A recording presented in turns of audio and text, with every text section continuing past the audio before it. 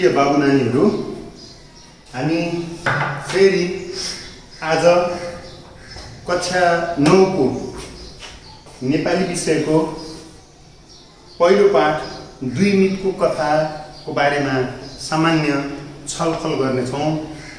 हरेक पाठको उद्देश्य हुन्छ।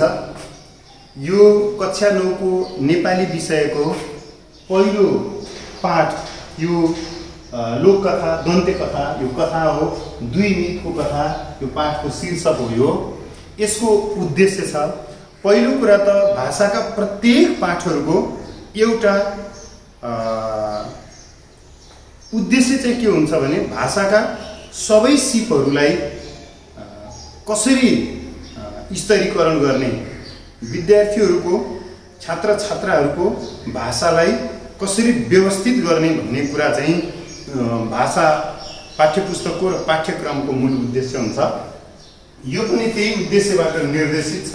मैले भने यो कक्षा 9 विषय नेपाली हैन, विषय नेपाली।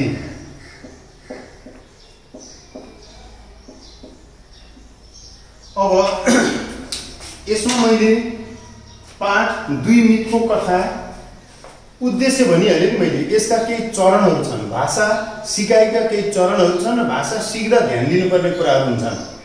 सुनाइ, बोलाइ, पढाइ, लेखाइ। प्रिय नानी बाबुहरू, यति मात्र होइन, जुन कोही पनि भाषा सिक्न चाहने मान्छेले के ध्यान दिनु पर्यो भने त्यो भाषा सिक्नको निम्ति सबैभन्दा पहिला हामीले त्यो भाषाका सामग्रीहरूलाई ठिक ढङ्गले सुन्नु पर्यो। हाम्रो सुनाइ सिप चाहिँ जहिलेसम्म विकास हुँदैन, सुनाइ सिप राम्रो हुँदैन, तबसम्म हाम्रो बोलाइ चाहिँ राम्रो हुँदैन। हामी जस्तो सुनिन्छ त्यस्तै हो नि त। यो त मान्छे भनेको एउटा एक खालको नेचुरल डिभाइस हो, प्राकृतिक संयन्त्र, एउटा वस्तु हो हैन। यो चाहिँ रेकर्ड गर्न सक्ने क्षमता छ। हामीसँग रेकर्ड गर्न सक्ने क्षमता, प्रकृतिसँग रेकर्ड गर्न सक्ने हैन क्षमता भएको कारणले नै मान्छेले अरू रेकर्डरहरू बनाउन सकेको हो। जस्तै सानो उदाहरण भनौँ, हाम्रो रेकर्डर, हाम्रो एकदम अटो रेकर्ड हुन्छ, अटो सेभ पनि हुन्छ। अनि त्यसपछि अर्को कुरा चाहिँ के हुन्छ भने यो स्वचालित यन्त्र हो। यो आफै चाहिँ सेभ पनि हुन्छ, सुरक्षित पनि हुन्छ।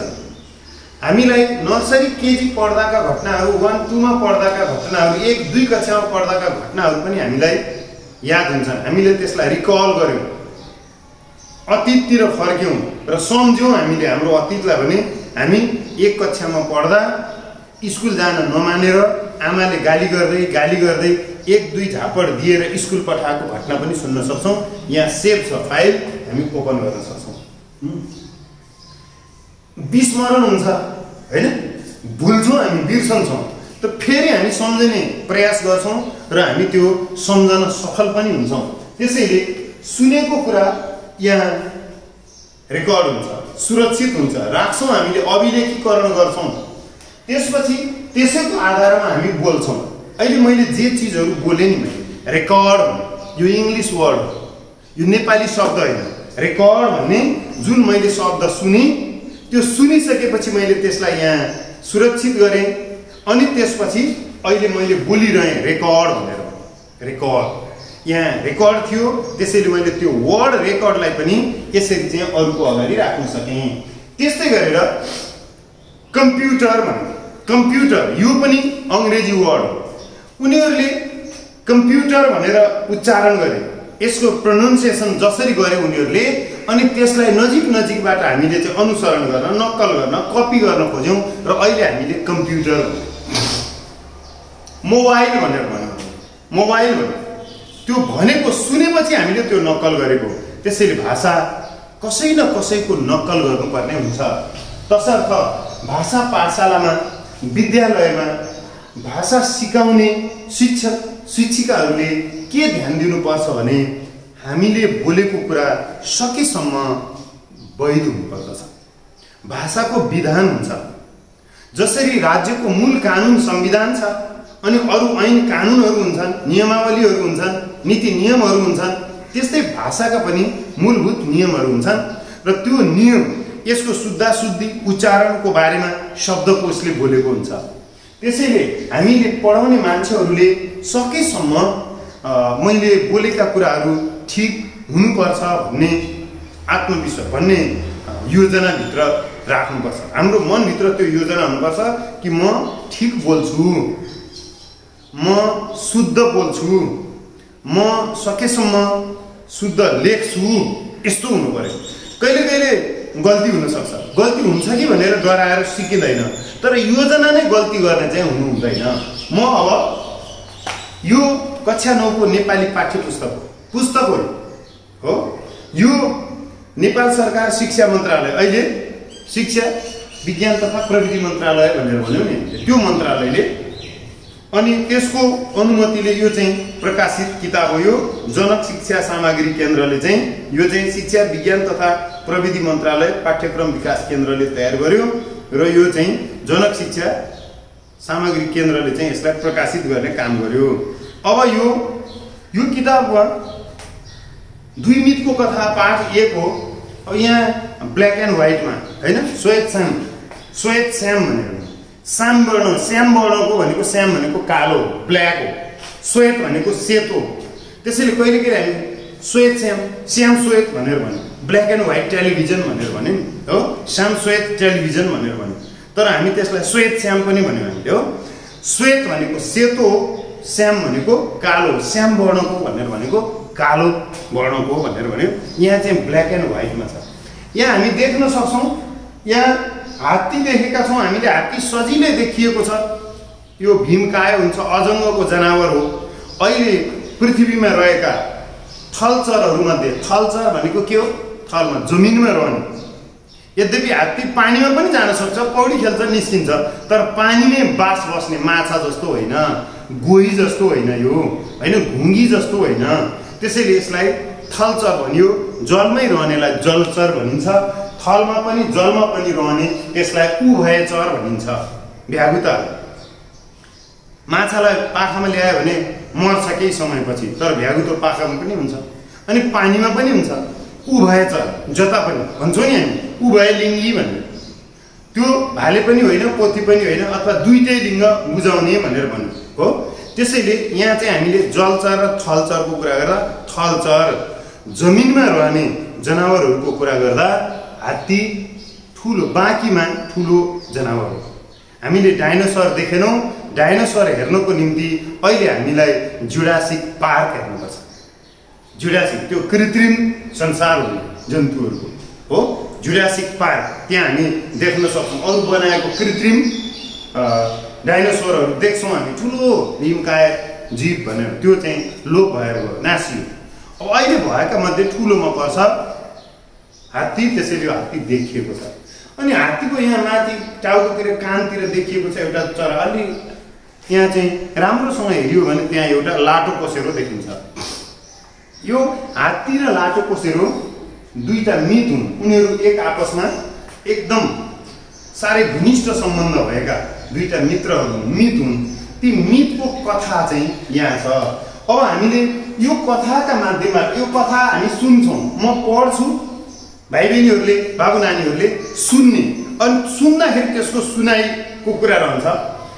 चारकोसे झाडीको बीचमा वनदेवीको मन्दिरको छेउमा एउटा विशाल रुख थियो। त्यस रुखलाई 2 मितहरूले आफ्नो घर बनाएका थिए।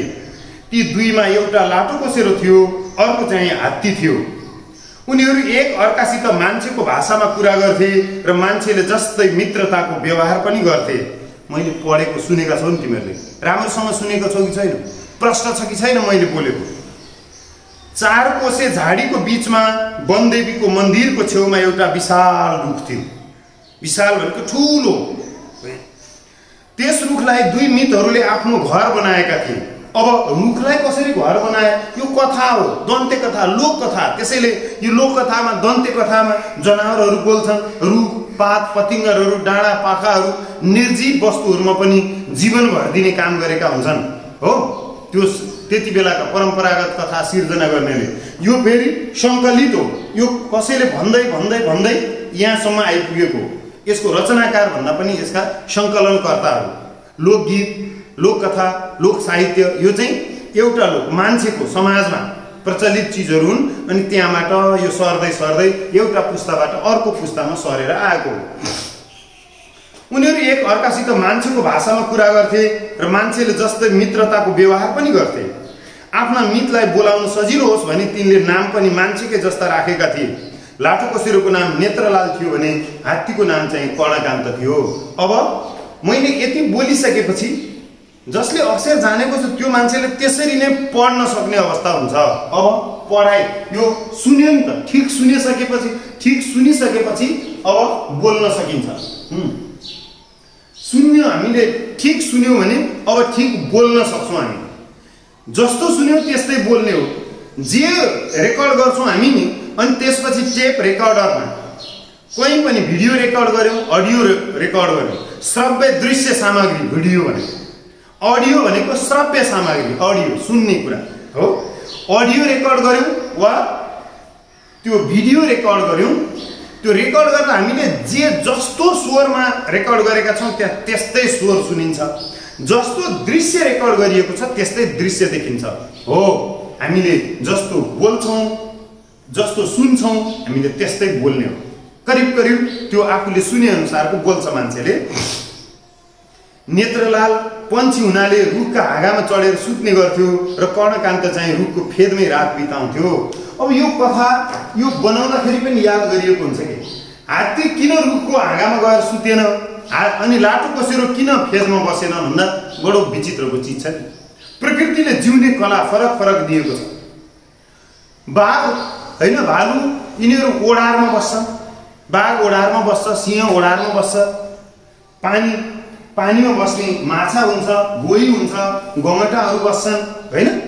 त्यस्तै गरेर हामी मान्छेहरू धरतीमा रहन्छौँ, तथापि हामी बस्नको लागि हाम्रो चाहना अनुसारको आवास बनाउँछौँ, घर बनाउँछौँ, गृह बनाउँछौँ।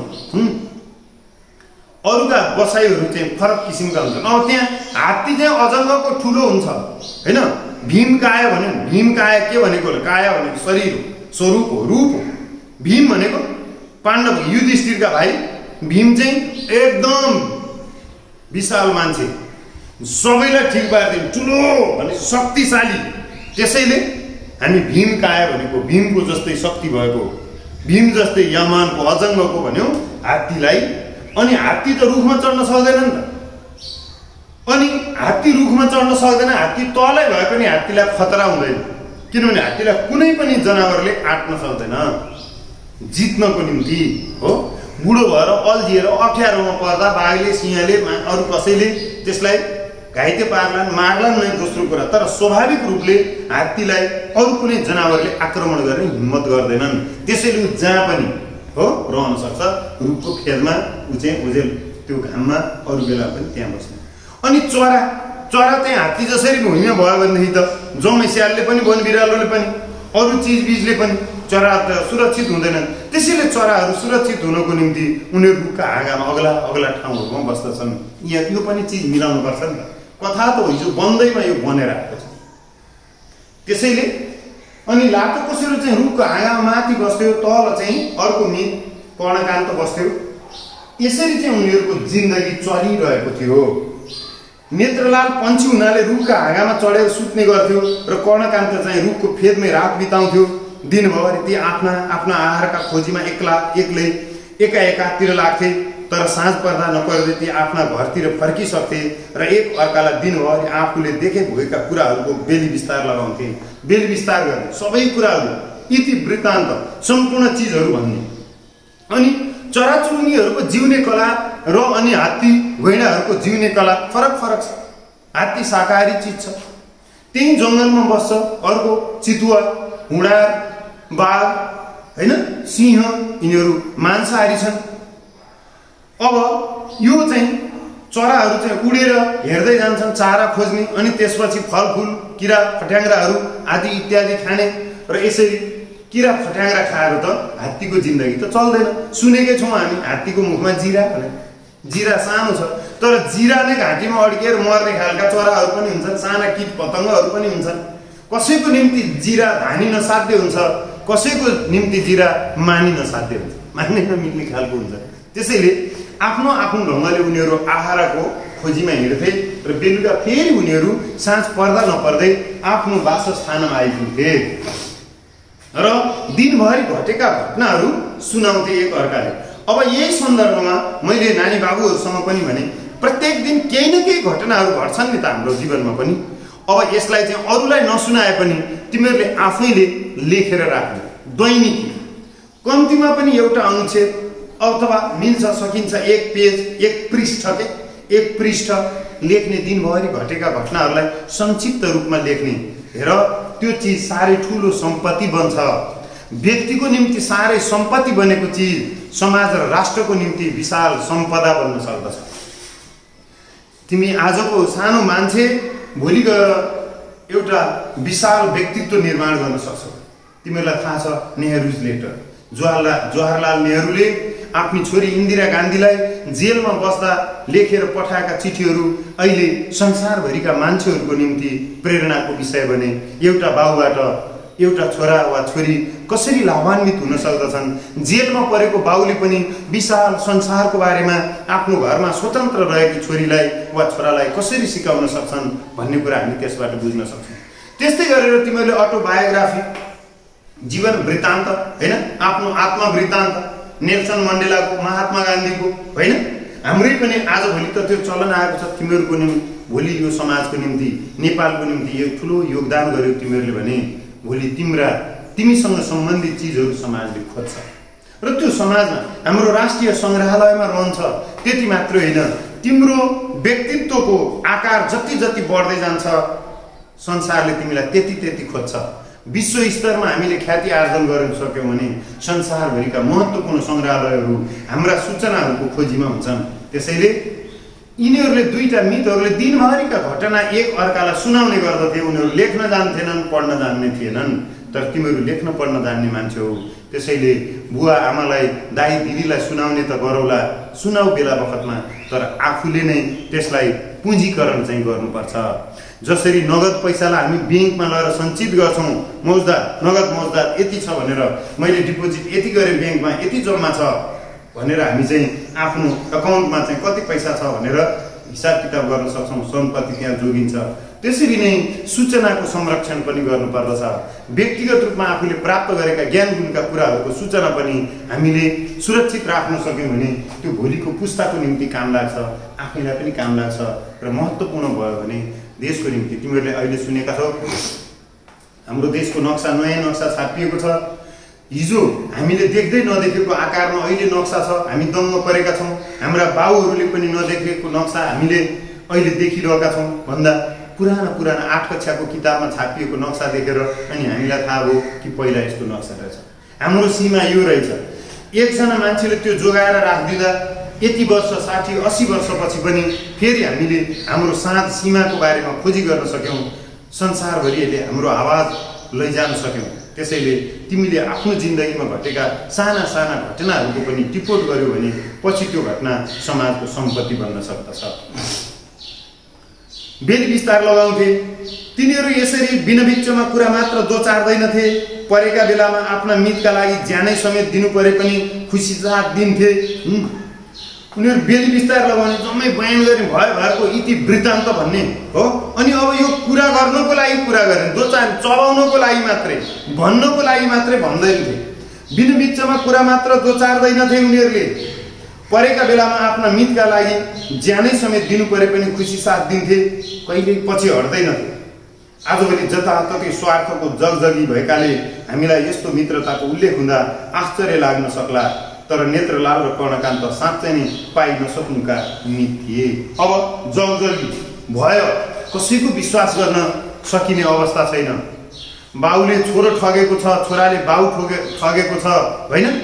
आफ्नाको बीचमा लोभानी पापानीको कारणले, लोभी पापी प्रवृत्तिको कारणले आफ्नैले आफ्ना माथि जघन्य खालका अपराधहरू गरेको छ। हामी यस्तो लोभी पापी संसारमा बाँचिरहेको हुनाले हामीलाई यो विश्वास गर्न नै गाह्रो छ कतै त्यो मितले अर्काको निम्ति ज्यानै दिन तयार थियो होला। हो नै, त्यो सच्चा मित्रता त्यस्तै हुन्छ। सच्चा मित्रहरू त्यस्तै हुन्छन्, एउटाको आपद विपदमा ऊ हात र साथ दिन तयार हुन्छ, त्यो नै सच्चा मित्रता हो। यसले हामीलाई साँचो मित्रताको पनि परिचय दियो। कस्तो मित्रता? हामी पनि मित्र लाउँछौँ है, स्वार्थका लागि लागेको स्वार्थका लागि गाँसिएको त्यो सम्बन्ध होइन। सम्बन्ध भनेको मित्रता निस्वार्थ भावले गाँसिन्छ। यसबाट हामीले त्यो पनि सिक्न जरुरी छ। रहँदा बस्दा एक दिन यी दुई मित्रलाई ठुलो आपत आइपरेछ। आपत भनेको दुःख, कष्ट, अप्ठ्यारो, असजिलो। के भएछ भने नेत्रलाल सधैँ जस्तै घाम अस्ताउने बेलामा आफ्नो दिउँसोको काम सिद्ध्याइसकेपछि भुरुर उठ्दै चुच्चे ढुङ्गु उइटुङ्गु भने चाहिँ आफ्नो रुखमा आइपुगेछ। सधैँ जस्तै दिनदिनैको काम नियमित प्रक्रिया नै छ। चुच्चे ढुङ्गु उइटुङ्गु त्यो छ, जति भए पनि त्यही हो। चुच्चोको एउटै चिज हुन्छ होइन। उनीहरूको पनि बिहान उठ्यो, चारा आएर खोज्नको निम्ति हिँड्यो, अनि बेलुका फेरि आएर त्यही एउटा रुखको फेदमा बस्ने, अर्को रुखको हाँगामा बस्ने, अनि बेली बिस्तार लगाउने। एउटाले भन्ने अर्काले सुन्ने, अर्काले भनेको अर्कोले सुन्ने। एक अर्काका अनुभवहरू, एक अर्काका भोगाइहरू उनीहरू आदान प्रदान गर्ने गर्दथे। आदान प्रदान भनेको लिने दिने कुरा हो, एक्सचेन्ज गर्ने कुरा, सेयर गर्ने कुरा। अहिले इङ्ग्लिसमा हुन्छ नि, एउटा चाहिँ देख्यो, एउटा कुनै मिडियाले एउटा महत्त्वपूर्ण सूचना दियो, अनि त्यसपछि एउटा कसैले चाहिँ त्यसलाई सेयर गर्यो, अनि फेरि हामीले पनि त्यसलाई सेयर गर्यो हो, राख्यौँ आफ्नो फाइलमा पनि ल्यायौँ, आफ्नो लाइनमा पनि ल्यायौँ भन्दा सेयर गर्ने त्यसलाई। अनि यो चाहिँ यो भनेको के हो भने आदान प्रदान, लिने दिने हो, एक अर्कामा साटासाट गर्ने काम। तर कर्णकान्तले भने त्यस दिन ढिलो गरेको देखेर नेत्रलाल चिन्तित भएछ।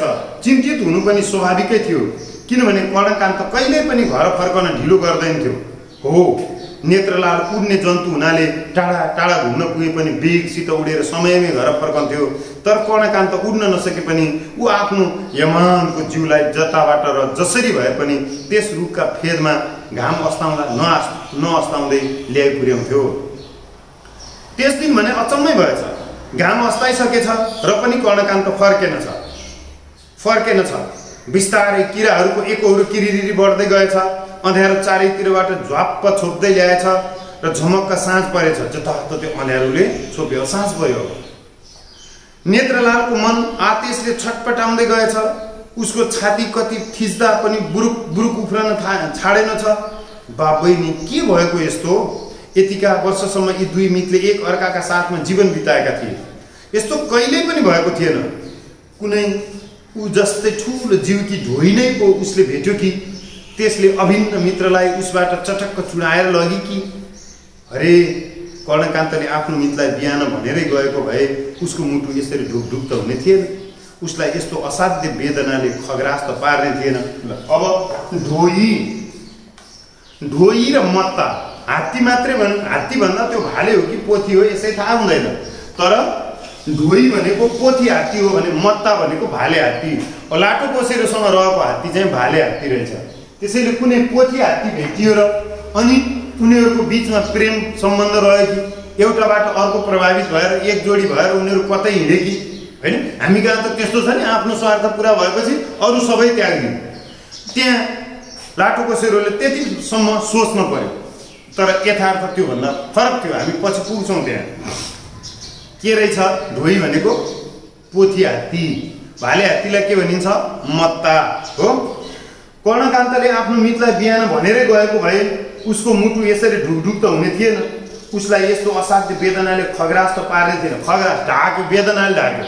खग्रास भने पुरै ढाक्यो। खग्रास चन्द्रग्रहण, खग्रास सूर्यग्रहण भन्यो नि हामीले, कम्प्लिट के पूर्ण रूपले ढाकिएको होइन? त्यो त्यस्तै यहाँ पनि उसलाई के गर्यो? वेदनाले ढाक्यो। चिन्ताले, दुःखले, पीडाले। एउटा असल मित्रलाई आफ्नो मित्र हराउँदाको पीडा कस्तो हुँदो रहेछ, कति दुख्दो रहेछ मान्छेको मन। आज हामी मान्छेलाई त्यो थाहा छैन। तर यहाँ हामीले चरा र हात्तीको कथा, लाटो कोसेरो र हात्तीको कथा सुनेर हामी त्यो अनुभव गर्न सक्छौँ। के हामी त्यसरी दुख्छौँ? तर हामीले देखेका छौँ आफूलाई जन्माउने हुर्काउने आमा बुवालाई समेत व्यवस्था गरेर हिँड्ने छोराछोरीहरू छन्। कतै तिमीहरूकै बाबुआमा पो छन् कि त्यस्ता? हुनसक्छ त यो समाजमा भएको चिज। त्यसैले हामीले यसबाट पनि बुझ्नु पर्यो कि आफ्नाले आफ्नालाई गर्ने व्यवहार कस्तो हुनुपर्छ। एउटा आफन्तको अभावमा अर्को आफन्त कसरी दुख्छ, हामीले पनि जिन्दगीमा यो चिज सिक्नुपर्छ। यी पशुपन्छीहरूको मित्रताबाट हामी सृष्टिको सर्वश्रेष्ठ प्राणी मान्छेले पनि सिक्न जरुरी छ। किनभने आज मान्छे नै मान्छेको संसारभित्र कमजोर मान्छेहरू मान्छे नभइदिएर रोइरहेको स्थिति हो। त्यसैले हामी आकारका मान्छे छौँ, हामी विचारको मान्छे हुनुपर्दछ। हामी आकारका साथीहरू छौँ, हामी आकारका होइन आचारका साथी हुनुपर्दछ, विचारको साथी हुनुपर्दछ। व्यवहारमा हामीले त्यो विचारलाई रूपान्तरण गर्न सकेको हुनुपर्दछ। हेर्दा हेर्दै आकाशभरि ताराहरू ढकमक्क मकैका फूल जस्तै बरर उदाए। भाषा एउटा विचित्रको चिज हुन्छ। आकाशमा मकैका फूल जसरी मकै भुटेको देखाएको छौ तिमीहरू, ताप पुग्दै पुग्दै गइसकेपछि भरर त्यो पड्किन्छ, ब्रस्ट हुन्छ नि त होइन, पड्केर चाहिँ त्यो फूल उठ्छ। देख्यो, हेर्दा हेर्दै आकाशभरि ताराहरू ढकमक्क मकैका फूल जस्तै बरर उदाए, तर कर्णकान्तको भने कतै अत्तो फाँट थिएन, पत्तो फाँट थिएन। अत्तो पत्तो नहुनु है। ऊ त्यसरी नै बिलायो जसरी दिन बिलाएर गएको थियो, उज्यालो बिलाएर गएको थियो र साँझ बिलाएर गएको थियो। साँच्चै नै उज्यालो बिलायो, साँझ पर्यो, अनि अँध्यारो पनि बिलायो। यसरी बिलाउने क्रम समय हराउँदै गयो, तर आफ्नो प्रिय मित्र आएन, ऊ पनि त्यसरी नै हरायो। त्यसैले लाटोकोसेरो अत्यन्तै दुखित हुन पुग्यो। साँझ बिलाएर गएको थियो। टह जुन लाग्दा कम्ती रमाइलो हुँदैन थियो। त्यो फाँट ताराहरू त्यसरी सगरै ढाकेर टल्केको कम्ती स्वादिलो हुँदैन थियो त्यो वन। तर हरे कर्णकान्त नै नभएपछि नेत्रलाललाई अब त्यस जुनको के काम, ती ताराहरूको के महत्त्व? साथी नै नभएपछि नेत्रलालले त्यस रुखलाई छाडे पनि भयो। कर्णकान्तले उसलाई माया मारे जस्तै उसले पनि त्यस वनलाई माया मारे पनि भयो। अब यहाँ सुन एकछिन। भाषा अलङ्कारिक भाषा, अलङ्कार भनेको गहना हो। भाषालाई पनि गहनाले, साज सज्जाले बडो सुन्दर बनाएर प्रस्तुत गर्न सकिन्छ। जस्तै हामीले त्यहाँ देख्यौँ नि, आकाशमा ताराहरू फुलेका, आकाशमा जुन खुलेको, ताराहरू फुलेको हामी देख्न सक्छौँ। हामीले फुल्ने भन्ने बित्तिकै फुलहरू भन्छौँ। अब यो भाषालाई कसरी चाहिँ साहित्यिक बनाउने, भाषा कसरी शब्दहरूलाई विभिन्न किसिमले खेलाउन सकिन्छ।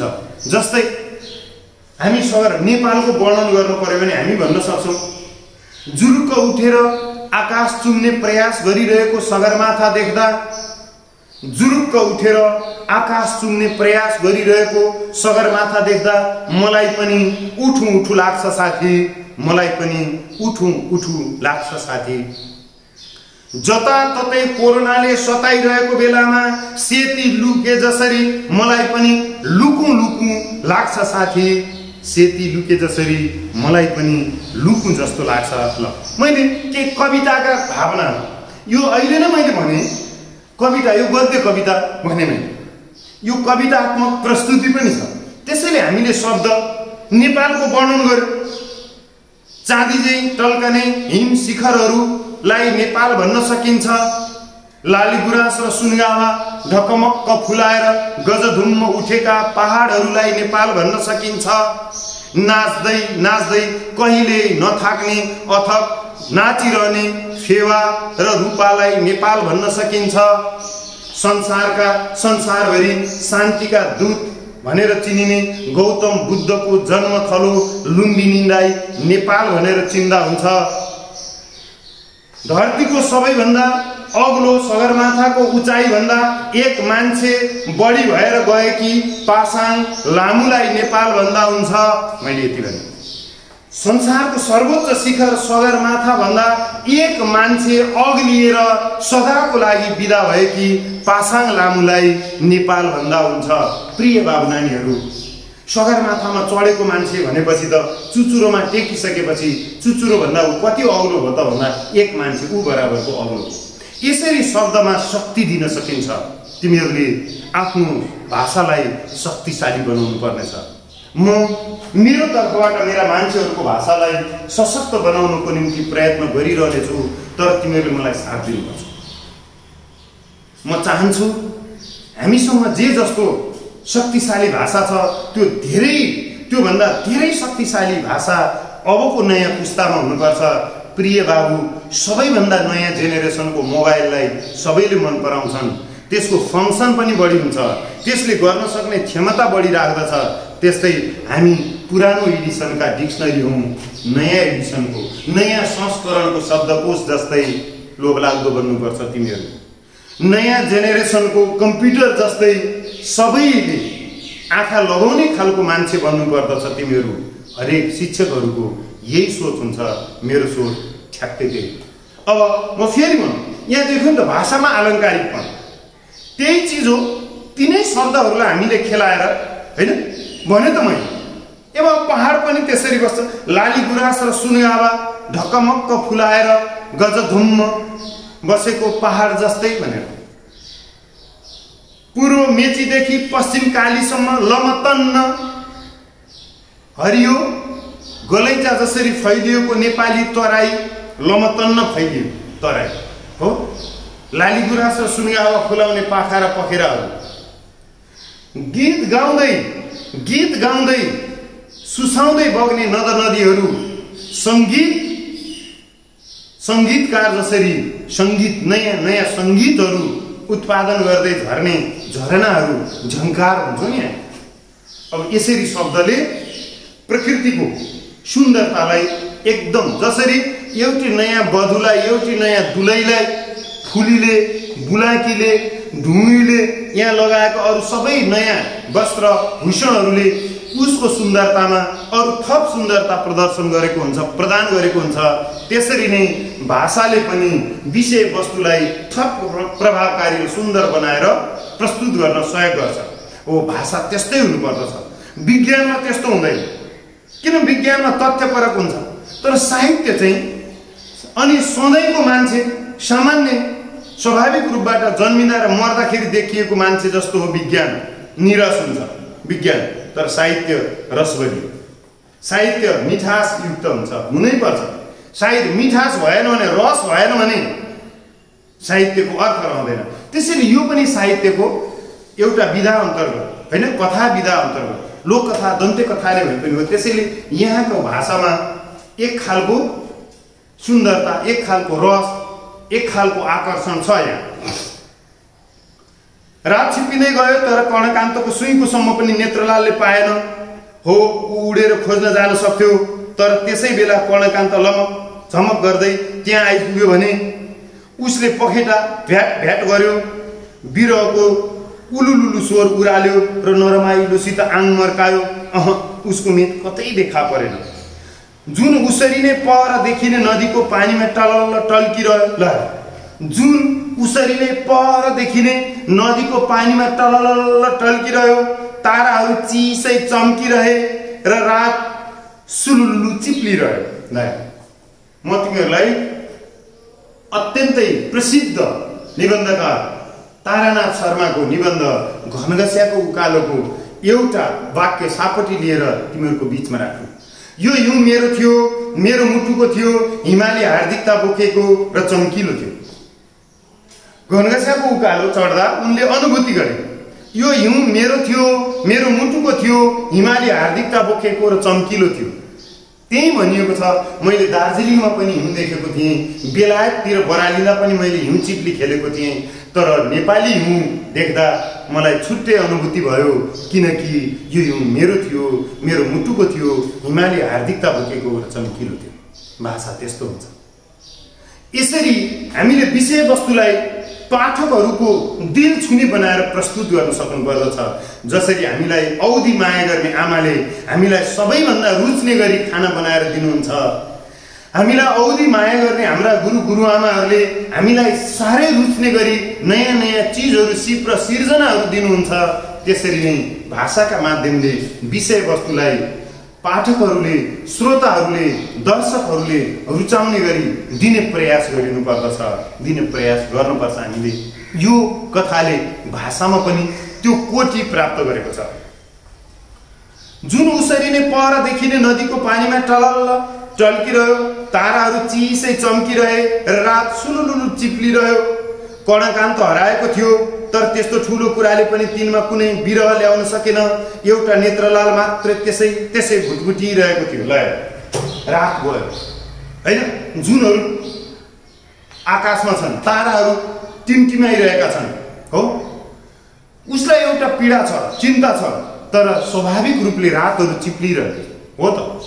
अहिले संसारलाई कोरोनाले आक्रान्त पारेको छ, दुनियाँ दंगा छन्, आतंकित छन्, भयभीत छन्, तर नारायणी सधैँ जसरी बगिरहेको छ, तर हावा सधैँ जसरी चलिरहेको छ, वनस्पतिमा सधैँ जसरी नयाँ पालुवाहरू लागिरहेका छन्, चरा चुरुङ्गीहरूको चिरबिराहटमा कुनै क्रन्दन छैन, कुनै रोदन छैन, कर्णप्रिय चिरबिराहटका साथ चरा चुरुङ्गीहरूले आफ्नो गीत गाइरहेका छन्, तर सिङ्गो 7 अरब मान्छे आतंकित छ। यो दोस्रो कुरा हो, जसको आफ्नो पीडा चक्रपाणी 40ले भनेका थिए। प्रकृतिको नियम पनि विचित्रकै छ, जो माथि जे जस्तो आपद विपद आइपर्छ ऊ स्वयंले नै भोग्नु पर्दछ। अरूले सहानुभूति दिने काम गर्लान्, इष्ट मित्र आफन्तहरूले कठै बिचरा भन्देलान्, फेरि पनि त्यो वास्तविक पीडाबाट व्यथित हुन स्वयं पीडित नै हुनुपर्दछ। त्यसैले हामीले त्यो बुझेर काम गर्नुपर्छ। यहाँ पनि लाटोकोसेरोलाई आफ्नो मित्रको अभावमा मित्र हराएको कारणले जुन खालको पीडा छ, उसको मनभित्र आतंक छ, उसको मुटुको चाल बढेको छ, श्वास प्रश्वासको तीव्रता बढेको छ, तर अरू सबै चिजहरू यथावत छन्। यसबाट के बुझ्न सकिन्छ भने अरू सम्पूर्ण चिजहरू यथावत रहँदै पनि हामीभित्र फरक खालको परिस्थिति पैदा भइरहेको हुन सक्दछ। त्यसैले त्यसलाई पनि लिनुपर्छ। अब रात अवरुद्ध, त्यो त रोकिँदैन। रात कसैले रोकेर रोकिन्छ? रात कसैले, दिन कसैले रोकेर ल मलाई पुग्नु पर्यो, मामा घर आइपुगेकै छैन, घाम डुब्न लाग्यो, पख भनेर घामलाई रोक्न खोजेर रोकिन्छ? रोकिँदैन। एकदम बढी जाडो भयो, सिरक छैन, त्यसैले अब पुष महिनालाई आउनै नदिउँ, माघलाई आउनै नदिउँ भनेर नेपाल बन्दको आयोजना गरियो जाडोको विरुद्धमा। जाडो हट्दैन, किनभने प्रकृति आफैमा पूर्ण र परिवर्तनशील ऋतु विधानलाई अनुसरण गरेर चलेको हुन्छ। जसरी हामीलाई हाम्रो विधान छ, हामी विधान अनुसार संविधान अनुसार चल्छौँ, प्रकृतिको पनि आफैमा पूर्ण र परिवर्तनशील ऋतु विधान छ। पुष माघमा हाम्रो सन्दर्भमा संसारभरि पुष माघमै जाडो हुने होइन, फेरि हाम्रो भूगोलमा पुष माघमा अलिक चिसो बढी हुन्छ, जाडो हुन्छ। तर हामीले यो जाडो सार्नको निम्ति आन्दोलन गरेर हुँदैन। हामीले संविधानमा 2/3 बहुमतले जाडोलाई चाहिँ पुष माघबाट जेठ असारतिर सार्ने भनेर संविधानमा पास गर्यौं 2/3 मत दिएर, तर जाडो सर्दैन। तर जब पुष माघ फागुन चैत भनौं हामीले चाहना गरौं नगरौं जाडो हटेर जान्छ, गर्मी बढेर आउँछ। हो, यसबाट के बुझिन्छ? आफैमा पूर्ण छ र त्यो आफै परिवर्तनशील पनि छ। हाम्रो चाहना अनुसार, हाम्रो इच्छा, हाम्रो चाहना, हाम्रो आकांक्षा अनुसार प्रकृतिमा फेरबदल हुँदैन। हामीले प्रकृतिका विरुद्धमा गतिविधि गर्यौं भने कहिले कहिले प्रकृति बडो विचित्रसँग रिसाउँछ र अनि विभिन्न खालका महाव्याधिहरू आउँछन्। हो, हामीले जंगल पुरै काट्दियौं भने अल्पवृष्टि र अतिवृष्टिहरू हुन्छन्, भूत क्षयीकरण, जमिन क्षयीकरण, बाढी आउने, पहिरो जाने, अनि यसबाट ठूलो क्षति हुने, यस्ता चीजहरू हुन्छन्। त्यसैले यो कथामा हामीले देख्यौं, 2 मितको कथामा मैले अहिले गरिरहेको कुरा, मैले शब्दलाई कसरी खेलाउने, भाषा कसरी खेलाउने, भाषाका माध्यमबाट भावना कसरी स्थापित गर्ने, सूचना कसरी बढीभन्दा बढीको बीचमा लैजाने भन्ने कुरा मात्रै गरेको।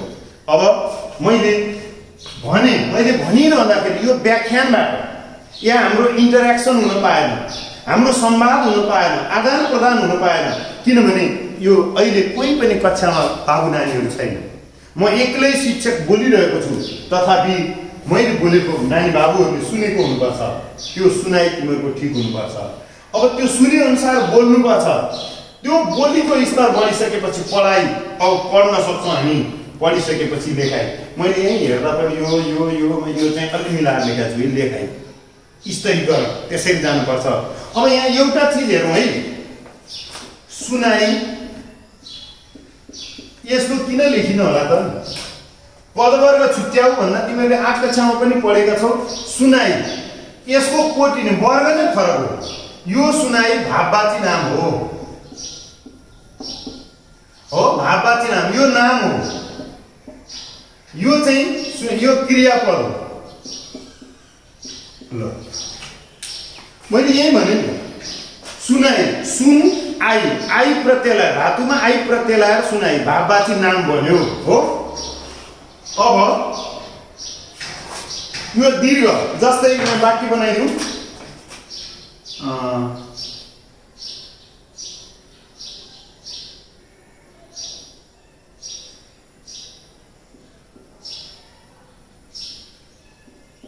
कृष्णले गीत सुनाई। ल त भन्यो हामीले अनादरवाची क्रियापद। कृष्ण पुरुष कृष्णले गीत सुनाई यो क्रियापद हो। अब उसको सुनाई कमजोर छ। यो सुनाई यो नाम हियरिङ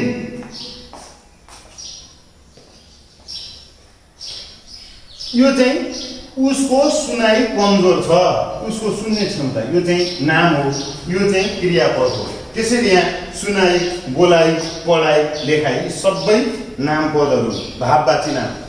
नाम भने भाववाची भनेको के हो? त्यो अंग्रेजीमा यसलाई एब्स्ट्र्याक्ट नाउन भनिन्छ। सुनाइ लिसनिङ, यो चाहिँ भन्यो listening, speaking, reading and writing, they are the 4 skills of language. तिनीहरू भाषाका 4 सिपहरू हुन्। यी सिपहरू यो समानान्तर किसिमले हामीले यी सिपहरूलाई क्रमिक रूपबाट विकास गर्दै जानुपर्दछ। एउटा पनि सिपको राम्रोसँग विकास हुन सकेन भने अनि हामीले हाम्रो भाषा पूर्ण रूपले स्तरीकृत हुन सक्दैन, त्यो स्ट्यान्डर्ड ल्याङ्ग्वेज बन्न सक्दैन। त्यसैले पढ्दा ध्यान दिने हैन, पढ्ने कुरा कसैले बोलेको बेला राम्रा वक्ता रेडियो सुन्दाखेरि, टेलिभिजन सुन्दा हेर्दा होस्, कोही नेताले बोलेको, कोही दार्शनिकले बोलेको सुन्दाखेरि तिमीहरू आजभोलि त लकडाउनको यो अवस्थामा घरमा छौ, युट्युबमा इङ्ग्लिस भनेर ठ्याक्कै ब्रिटिस इङ्ग्लिस कस्तो हुन्छ भनेर तिमीहरूले how to speak, how to improve English, how to speak British English, British English चाहिँ कसरी बोल्ने त नि भनेर भन्नु। त्यही अमेरिकन इङ्ग्लिस र ब्रिटिस इङ्ग्लिस फरक हो हुन्छ, क्षेत्रले भाषाको त्यो तौर तरिका लवजमा फरक हुन्छ। हामी नेपाली नै भाषा हो, पश्चिमबाट अहिले हाम्रो नाला पानी, हामीले काला पानीदेखि एकदम पूर्वसम्म आइपुग्यौँ र मान्छेहरू भेट्यौँ भने जिन्दगीमा कुनै बेला समय मिल्यो भने बाबु नानीहरू देशका सबै भागहरू जाने, त्यहाँको जनजीवनमा त्यहाँका मान्छेहरूको भाषा कस्तो छ। नेपाली भाषा नै हो तर उनीहरूले प्रयोग गर्ने र एकदम पूर्वमा इलाममा अनि झापामा प्रयोग गर्ने भाषा, यो बीचमा त भइहाल्यो, फरक हुन्छ क्षेत्र। त्यो त महादेश नै फरक, एउटा युरोपमा पर्छ, अमेरिकामा हो। यद्यपि एदेखि जेडसम्म नै हो उनीहरूको पनि अक्षर, त्यस्तो त कदेखि त्यहाँसम्म नै हो। हिन्दी पनि, भोजपुरी, मैथिली पनि त्यही हो नि त, तर बोल्ने चिज चाहिँ फरक हुन्छ। तर भोजपुरी फरक भाषा हो, त्यस्तै गरी हिन्दी फरक भाषा हो, मैथिली पनि फरक भाषा हो, तर त्यसमा हामीले प्रयोग गर्ने जुन अक्षरहरू छन्, वर्णहरू छन्, तिनीहरूमा समानता छ। अङ्ग्रेजीको पनि अल्फाबेटहरू उनै हो, तर उनीहरूको त्यो प्रोनाउन्सिएसन, उच्चारणमा भिन्नता छ। त्यो भूगोलले पारेको प्रभाव, त्यहाँको भाषा संस्कृतिले पारेको हैन, त्यहाँको जीवनशैलीले पारेको प्रभाव हो भाषामा। त्यो प्रभाव, समाजको प्रभाव भाषामा देखिन्छ हो। हामीलाई लाग्छ नि त कोही बोलेको देखेर दङ्गदास पर्छौँ हामी यहाँ अरबका मान्छेहरूले, पुरुष मान्छेहरूले जस्तो कपडा लगाएर यहाँ हिँड्यो भने हाम्रो सबै मान्छेहरू हाँस्छ हो। भुटानका मान्छेहरूले लगाएको जस्तो कपडा लगाएर हामी यहाँ हिँड्यो भने हाम्रा मान्छेहरू हाँस्छन्, तर हाम्रो जस्तो लबेदा दौरा सुरुवाल है, मैलपोस सुरुवाल लगाएर चाहिँ अनि त्यसपछि भुटानमा गयो, त्यसपछि गएर दुबई, कतारमा, मलेसियामा गयो भने त्यहाँका मान्छेहरू पनि हाँस्छन्। त्यसैले त्यो आफ्नोभन्दा फरक लागेपछि अचम्म मान्नु स्वाभाविक चिज हो, तर आजको संसारमा अचम्म मानिरहनु पर्दैन। अब त सबै खालका कला, सबै खालका साहित्य, सबै खालका जीवनशैलीहरू हैन, खाने कला। हिजो हामी दाल भात तरकारी खान्थ्यौँ, अब अहिले मान्छेहरू एकदम केक खाएर जिन्दगी बिताइदिन सक्ने भइसके। ब्रेड, रोटी, हामीले खाने रोटी होइन, चपाती होइन, अर्कै पाउरोटी भन्यो नि, त्यस्तै खाएर बस्दिने भइसके। क्रिम रोल खाएर मान्छेले भोक मेटाइदिने भइसक्यो। हाम्रो त संस्कार त, खाद्य संस्कृति त हाम्रो त त्यस्तो थिएन नि त। त्यसैले यो चाहिँ प्रभावबाट, यो चाहिँ एक अर्काको आदान प्रदान भयो, संस्कृति पनि, मूल्य र मान्यताहरू पनि। तिमीहरूलाई थाहा छ हामीले हिन्दूहरूले क्रिसमस मनाउन थालिसके हैन, हिन्दूहरूको दशैंमा क्रिस्चियनहरूले चाहिँ विश गरेर शुभकामना दिन थालिसके। त्यो चाहिँ यो शिक्षाको कारणले मान्छेको भावनात्मक क्षमतामा, मान्छेको जुन मानवीय संवेदनशीलतामा एक खालको विकास भयो। त्यसको परिणामस्वरूप यस्ता चिजहरू भयो। अब अन्तिममा आज म के भनौँ भने यो 2 मितको कथाको यति चिज मैले पढेँ हो, यहाँसम्म मैले पढेँ। जुन उसरी नै पर देखिने नदीको पानीमा टलल टल्किरह्यो, ताराहरू चिसै चम्किरहे, रात सुलुल्लु चिप्लिरह्यो, कर्णकान्त हराएको थियो, तर त्यस्तो ठुलो कुरोले पनि तिनमा कुनै विरह ल्याउन सकेन। एउटा नेत्रलाल मात्रै त्यसै भुटभुटिरहेको थियो। जो माथि समस्या पर्छ त्यसलाई मात्रै दुख्छ, त्यसैले दुख्नेले नै दुःखबाट मुक्तिको खोजी गर्नुपर्दछ। यसको बारेमा यसले दिन खोजेको सन्देश के हो, यो सम्बन्ध कस्तो छ, किन हरायो अनि कसरी भेटिन्छ, त्यसको बारेमा हामी पछि चर्चा गरौँ। अहिले चाहिँ मैले केही वाचन गरेँ, पढेँ। मलाई विश्वास छ हाम्रा नानी बाबुहरूले मैले जसरी नै म सँगसँगै पढेको पनि हुनुपर्छ, नपढेको भए पनि पढ्नेछौ, साथीहरूसित सम्पर्कमा रहने, आफूमा समस्याहरू चाहिँ आदान प्रदान गर्ने, समाधानहरू चाहिँ खोजीनीति गर्ने, यो काममा सबैहरू लाग्नेछौँ। अरू छलफल, अरू कुराकानी म फेरि अर्को क्लासमा गर्नेछु। धन्यवाद।